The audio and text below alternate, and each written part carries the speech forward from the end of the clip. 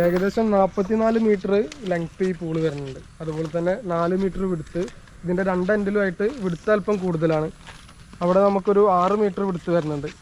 ഇതിൻ്റെ മെയിൻ പ്രത്യേകത എന്താ വെച്ചാൽ നമ്മളിതിൻ്റെ ചുറ്റുഭാഗത്തും നാച്ചുറലായിട്ടുള്ള സ്റ്റോണാണ് കൊടുത്തിട്ടുള്ളത്.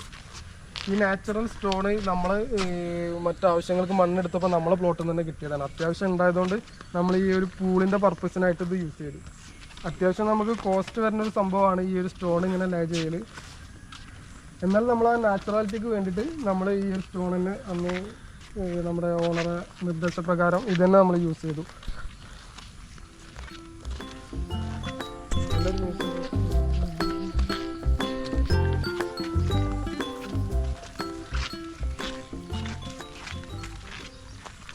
ഈ ഒരു പൂളിൻ്റെ രണ്ട് എൻഡിലായിട്ട് നമ്മൾ ഇതുപോലത്തെ ഒരു മൗണ്ടൈൻ സെറ്റ് ചെയ്തിട്ടുണ്ട്.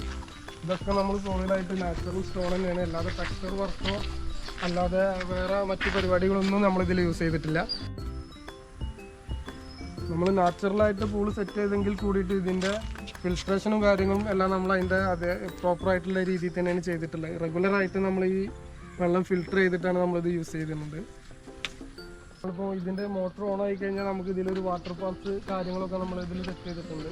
അത്യാവശ്യം നല്ലൊരു ലൈറ്റിങ്ങും പരിപാടിയൊക്കെയാണ്. നമുക്ക് ഈവനിങ്ങിലൊക്കെയാണ് ഇതിൻ്റെ ഒരു വൈബ് നമുക്ക് കറക്റ്റ് കിട്ടുക. ഇതിൻ്റെ രണ്ട് ഭാഗം നമുക്ക് മറ്റൊരു പ്രത്യേകത എന്താണെന്ന് വെച്ചാൽ ഇതിൻ്റെ രണ്ട് ഭാഗവും നമ്മൾ ഓപ്പണായിട്ട് വളരെ നാച്ചുറലായിട്ടാണ് ഇതിൻ്റെ സറൗണ്ടിങ്സ് കിടക്കുന്നത്. നമ്മളിപ്പോൾ ഇതിൻ്റെ ഈ റൈറ്റ് സൈഡിൽ നോക്കുകയാണെന്നുണ്ടെങ്കിൽ നമുക്ക് വലിയൊരു കവിങ്ങിൻ്റെ ഒരു തോട്ടാണ് നമ്മളിവിടെ ഉള്ളത്. ഇത് ഓൾറെഡി ഇവിടെ ഉള്ളതാണ്. അപ്പോൾ നമ്മളത് ആ രീതിയിൽ തന്നെ സെറ്റ് ചെയ്തിട്ട് അങ്ങനെ മെയിൻറ്റെയിൻ ചെയ്ത് കൊണ്ടെടുക്കണം.